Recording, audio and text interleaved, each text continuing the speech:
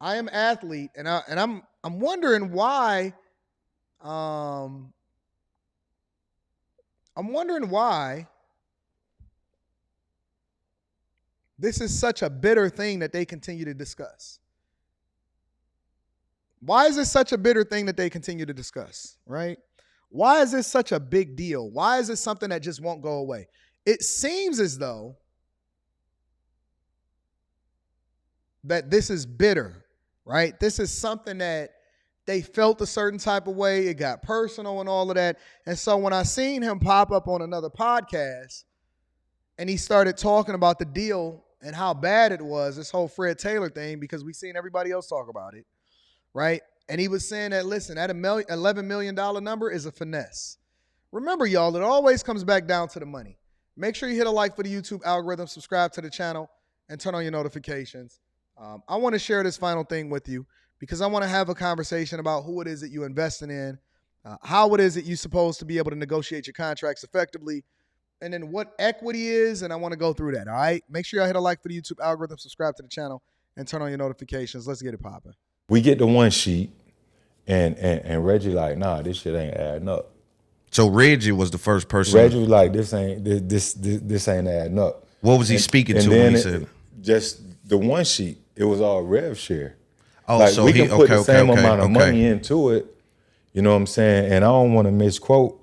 It was like 37.5. The only thing that happened at that time from April to June 2020 was equipment was purchased. Yo, I'm not investing for a rev share. I've never heard of such a contract like that in my life. I'm not investing into something for a revenue share. If you put money into something, then that means I am a part owner of it, or I am the owner of it. I would never ever invest into something for a rev share. Honestly, in all of my life, and I've seen a lot of different contracts from corporate to business to content creation, I've never ever in my life heard ever of investing. I'm putting money into something for a revenue share that doesn't allow me to have an ownership stake. I'm going to let him communicate it, and then we're going to break it down. And then the expenses to produce for production. And we just had a minimal production team at the time, which was sufficient, right? But it wasn't what we grew into. You know what I'm saying? So, and then those people were Brandon's employees. I appreciate you, Sid. Thank you, babe. So he was paying. Wait. We ain't at 1,000 likes yet? Get the likes up, y'all. Please don't make me go over to another Teach commercial. And them, you know what I'm saying, alongside paying production. So they weren't getting the max benefit at the end of the day. So they just was cool with being a part of the team.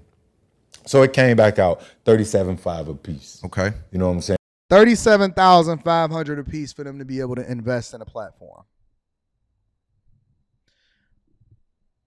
$37,500 a piece for each person to put in, based off of, I'm assuming, what Brandon Marshall was saying that he needed to invest in order to get the show to where it was for a revenue share, right?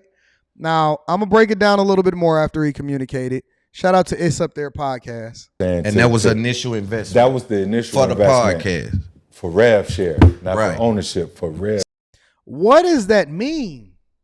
That's the initial investment, which means that y'all got to put more money in for revenue share, but not for ownership. I've never heard of that shit in my life. So we got to invest money for the possibility of getting a revenue share. So I'm guessing that the alternative is that you just get a salary, right? Hey, we're going to sign a contract. This is how much you're going to make per episode, per month, per year, per season, whatever. I've never heard of a 3-tier system. And maybe I'm just ignorant. Maybe it's just never been presented to me. I have no clue, right? I've never heard of a 3-tier system. If you put money in, then that means that we then have a part ownership in whatever it is that we putting together. Now, what that percentage is, that can be negotiated, right? And I'm guessing that they all wanted an equal percentage, right? Let me back up for a minute. All right? Most people have no clue what it takes in order to be able to put a podcast together. No clue. Everybody want to start a podcast. Most people want to do what it is that we do or what I do on multiple different channels or putting people to work on all of that other type of stuff. People have no clue of what it takes. Often at times, it is probably one of the hardest things to do, especially in-person podcasts. You know how difficult it is to be able to get 3, 4, 5 people together all in the same place and everybody be on time. Nobody is sick. Nobody got their kid is sick that day. They ain't got to go visit their mama. Everybody can stick around until the podcast is over. Then you got to invest in the equipment and all of this other type of shit. And then you got to produce it. Then you got to have it edited. Then you got to make sure that the microphones is right and that everything didn't fuck up. It's a lot of work. And so all of these people want to jump into the podcast game and stuff like that. And they're not even getting no returns. It ain't even really that much money when you don't really understand how to financially finesse the most out of these podcasts. They don't know nothing about sponsorships. They don't know nothing about none of that, right? Shout out to Purple Haze. I'm going to read that super chat shortly. And so what he's telling us is that the cost to be able to produce the podcast up to this point is $37.5 per person, which I'm just going to say, let's just put it at $130, $140 total. $130, $140 total. All right? See, I see you keep going to that because that's where you keep on. That's where you hung up equity. That ain't the same. Partnership versus ownership. So Reg was like, nah, I'm partnership versus ownership. What the fuck are y'all talking? Honestly, I am so confused. And see, this is when you start to get caught up in the sauce because I've never heard of this. I've never heard of us being partners and not ownership together. What the fuck does that mean? What does that mean? How do you become partners but not ownership when it comes to business? I don't know what that means. So that basically means that you are a for-hire employee. Either you get a salary or you get a percentage of whatever it is that you do. If you get a percentage of whatever it is that you generate, then you take out whatever the cost is and you get the difference of whatever the percentage is that you get. I honestly have no fucking clue of what they're talking about. I'm so confused. What's the difference between partnership and ownership? Did I miss something? I'm good. Reg went off to Indy to sell a house. And then when he got back, he didn't know he was part of the podcast deal. B cut him off. Like, that's a wrap. Then he introduced Ocho. So me, I'm on the side, like, all right, I got my agenda. I'm still getting my talent fee. I'm down for whatever ownership that I'm down for. I ain't put the 37. If you're a co-investor, right, then that means that you're also part owner. No? 5 in, because I knew the difference in equity, ownership, and partnership. I'm like, B. He knows the difference between equity, ownership, and partnership. What?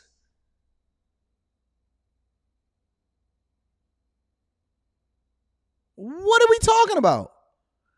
It's a podcast. The difference between equity, ownership, and partnership.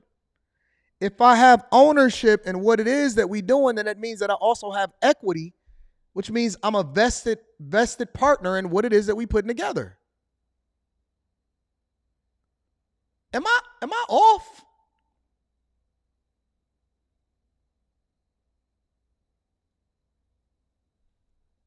It sounded like he was getting finessed. Whenever you're ready, let me know the numbers, the real numbers, and I'm gonna meet you halfway. For the ownership.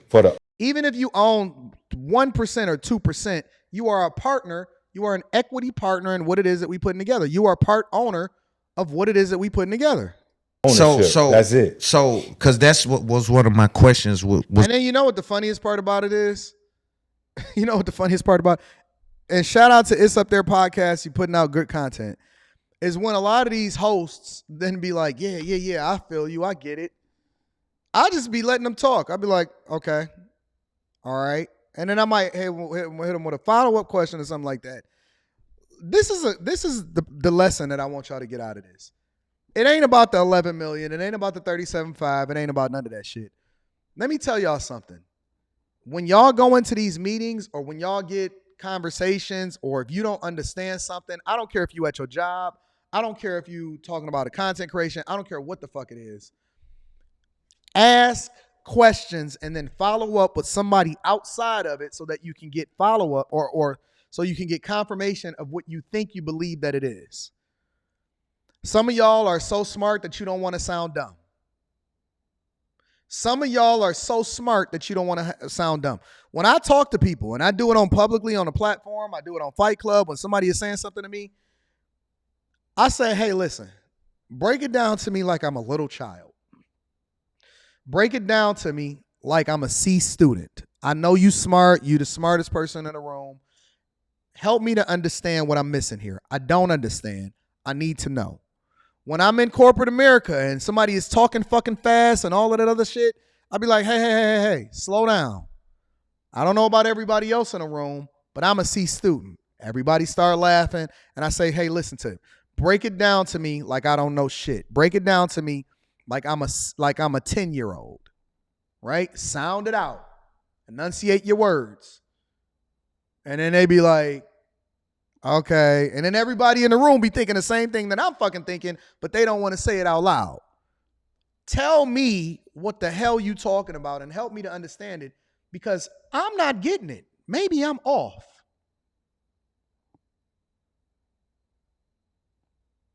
Am I the only one that's listening to this that's saying, what the hell is he talking about? What's going to be to you is why didn't you put the initial investment? Because it'll be a different conversation. It'll be a totally different conversation. I'm waiting on the numbers. I'm waiting on the black and white. Show me what you put in. Show me. So if he was able to show you, show me your statement, right, dog. But because of the relationship I thought we had, like that was my mistake. Cause I'm fucking with B like I'm fucking with Plexico, or my homeboy Scoop J, right, or my partner Rennie, or my dog Rat. Right. I'm fucking with B like that just because I'm looking at his face and saying, okay, I believe you come from what I come from. You stand for what I stand for. You of the culture. I hear what you're saying by ownership. So I took it as that. I didn't think his face was gonna be dirty, and I kept telling B, and I showed you, keep your face clean, bro. Like if we come into this is what it is. That's what it is. My track record, clean as fuck. Right. If we say we got 100K to it, whether it flop, I'm gonna give you that bread. So and that's what I got question on. Right. If it would have flopped, Freddie, that's my question. If it would have flopped, any nigga in Miami around this bitch, yeah, niggas in the hood right here, Overtown, yeah, Liberty City down there, yeah, Sunday night, 61st. Them people know I'm good. Yeah. I don't know why black people, especially when you get money or you get to a certain level, why we feel like we need to justify our gangster or certify ourselves and talk about Overtown, Lil Haiti. You know what I'm saying? I used to hang out right there over on Whitwood. I still be in the hood. They know I'm good. I'm good for it. Why do we do that shit? That doesn't mean that you're a stand-up guy or you understand it from a business perspective. When somebody says that to me, right? If somebody is in a room, and I'm telling y'all this because I want y'all to change y'all mentality and not think that hood shit is gonna fly when it comes to you doing business with people, because some of the rawest people, some of the most gangster people that I've ever seen ain't never been in the hood. They've always been groomed for this, and they wear fucking suits or they wear polo shirts, and they're able to finesse you. Some of the most gangster people that I've ever seen in my entire life ain't never picked up a gun, don't know nothing about a gun, they ain't never been to no hood, they ain't never drove no raggedy car, they fucking wear a suit, and they will finesse you out of everything that you ever thought that you knew. And so I don't really understand why we think that certifies us as keeping it real. When I see somebody in a room and they talking like that and they say, yeah, I know they fool. I know you fooled. Because I know that you in there trying to impress me instead of trying to understand what it is that we communicating. I don't respect you the same way as I respect the guy over there that's saying, you know what? That's weird to me. And then he asking additional questions, or he's saying that he don't understand, or he's actually downplaying himself anymore. I know that you fooled. The minute that you start talking like that, everybody in the room know that you to play. Listen, when you start listen, y'all, hear me out. When you start talking that real shit, especially when it comes to business, if you in a room full of people, you are the mark. You the one that's gonna get finessed. You the fool. Real talk. I'm being absolutely honest with y'all. I'm being absolutely transparent with y'all. Stop trying to keep it fucking real. Way back. So if it would have flopped and $1 million need to be done, you agreed to that. You would have sent that. It's gonna run it. I'm gonna run it. That's just my face. Niggas know what time it is. B come back and say, well, that's his defense mechanism. And I ain't shooting at him. Like I said, I don't even really want to talk about it. Right. But because I've been questioned on it, I got to talk about it. Right. But transparency is everything, right? So, yo, what up? This Big Loon. This is It's Up There pod. Yeah, that's dope. That's dope. So shout out to It's Up There podcast. But again, there's lessons to be learned from this. And the biggest lesson here is not the lesson that y'all thought that y'all was going to get, right? Fred Taylor is saying that he didn't agree with the business principles. I'm sure that they had disagreements between him and Brandon Marshall, so on and so forth. The question that you have to ask yourself is the terminology confusing you, and are you keeping it too real and finessing yourself out of a bag because you don't really understand what it is that you think that you understand? The minute, if you're in a room with somebody, right, or you in a group of people, and they say, yeah, X, Y, and Z, and they talking real fast or whatever, and they be like, yeah, you get it, you understand it, and be like, yeah, I get it, I got you. I know that you don't understand it.